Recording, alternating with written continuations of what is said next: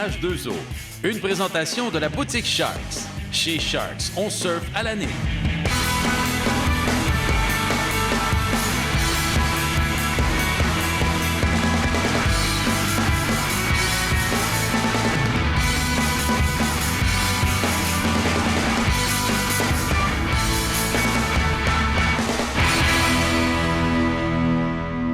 Salut tout le monde, bienvenue à H2O. Cette semaine, pour la toute première émission de la saison, on vous sort un peu du contexte habituel des bateaux, des lacs, de la nature, pour vous montrer qu'il existe une alternative aux bateaux dans le monde du wakeboard et que cette nouvelle approche est très peu coûteuse.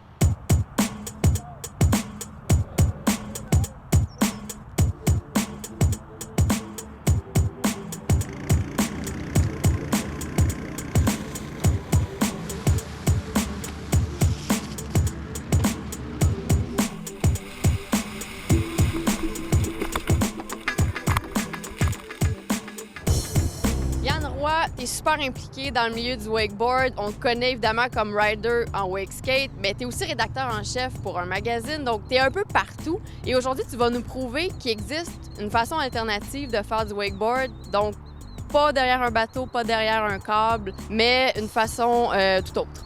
Ouais, ben aujourd'hui, on va rider derrière un winch. Dans le fond, on fait un genre de street session avec des rails dans une genre de petite swamp. Il n'y a pas beaucoup d'eau. Fait que ça coûte pas très cher. C'est ça, on va s'amuser avec ce qu'on a aujourd'hui. D'où t'es venue l'idée de ça? Parce que, évidemment, t'es un rider, mais t'es plus un rider à temps plein. T'es plus un pro qui ne fait ça que de sa vie. Ouais, c'est ça. À cette heure, j'essaie plus d'être derrière le sport et de le pousser. C'est beaucoup la mode en Floride ces temps-ci. Les gars, ils font ça pour pousser le sport, un peu comme le skateboard ou le snowboard. On voit souvent des longues rampes, des spots plus street. Fait que c'est un peu ça qu'on va représenter aujourd'hui.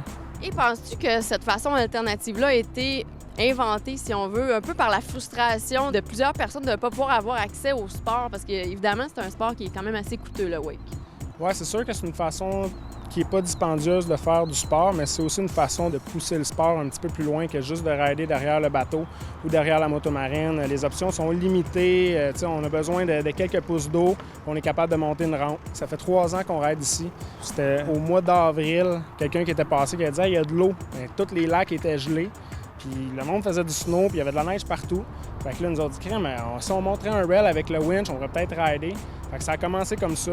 La première année, je pense qu'on a ridé, c'était le fin avril. L'année passée, on a ridé début avril. Puis cette année, on voulait briser tout record. Fait qu'on est arrivé ici le 13 mars avec des pelles, des masses. C'était toute la glace. On a tout cassé la glace. On a tassé la glace sur le côté. On l'a tout enlevé. Puis on a fait un vrai record. On a ridé ici au mois de mars. Fait que c'est de là que l'idée nous est venue. Puis après ça, là, depuis le mois de mars, ça fait 2 mois, on ride ici. On monte des setups à toutes les fois. On change de setup quotidiennement, là.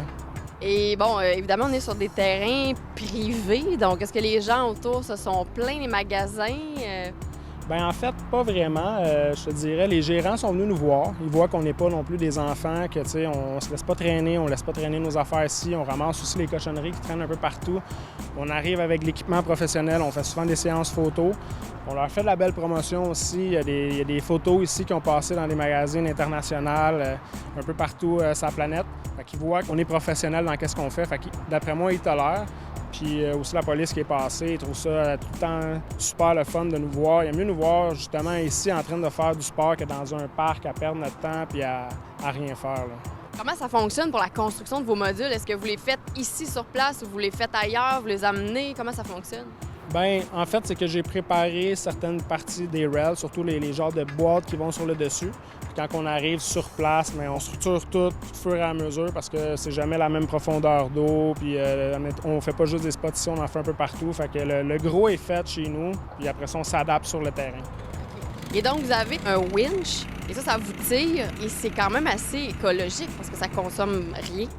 Oui, ça consomme vraiment pas beaucoup d'essence. Je te dirais que c'est à peu près, je pense, un demi-litre d'essence à l'heure. Fait qu'on parle d'environ 50 cents de l'heure. Fait que ça ne pollue pas beaucoup. Puis qu'est-ce qui est le fun, c'est qu'on peut faire rider plusieurs personnes. Des fois, on vient ici, on ride 4-5 heures, on est une quinzaine à rider. Puis sinon, si on voudrait faire rider versus le bateau 15 personnes, là, ça prendrait plusieurs heures, plusieurs litres d'essence, plus de pollution. Fait que oui, si on veut, dans un sens, c'est une façon écologique de faire du wake. Et ce qui est encore plus écologique, c'est que tu recycles les matériaux que tu utilises pour fabriquer tes modules. Ouais, mais n'importe qui est capable de faire un module comme ça. On peut en faire de plus petites tailles, on en a fait de toutes les grosseurs. Des fois, ça peut être juste une table à pique-nique, n'importe quoi, on peut s'amuser avec ça. Et ce qui est particulier aussi, c'est que c'est pas fait uniquement pour les pros. Tu ouvres ça un peu à tout le monde, c'est-à-dire qu'il y a des enfants même qui peuvent venir en faire.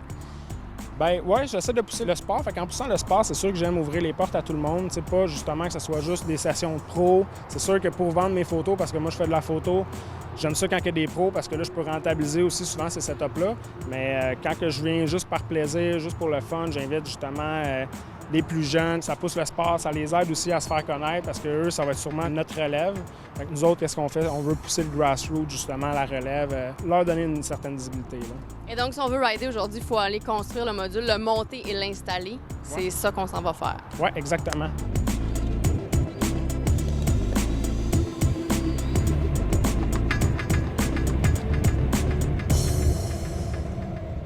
Restez là après la pause parce que notre périple sur le bord de l'autoroute à Saint-Hubert se poursuit.